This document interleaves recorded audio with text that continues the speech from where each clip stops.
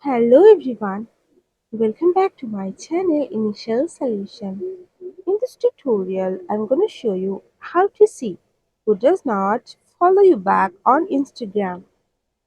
So if I go for my profile and go for following and if I go for in this profile, mhm, then go for in this message and you can see here it shows you follow each other on Instagram.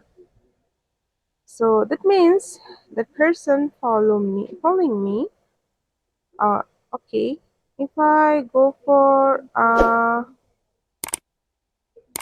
okay, the person and go for in this message, and you can see it shows me you have followed this Instagram account.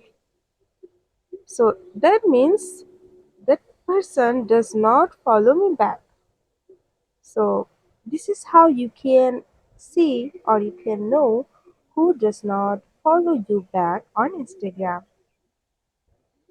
If you found this video helpful, then please like, comment and share. Subscribe to my channel and don't forget to hit the bell icon for more videos. Thank you. This video is sponsored by Zerosoft. Zerosoft offers graphic design, UI UX design, digital marketing, and web development. Elevate your brand with Zerosoft today.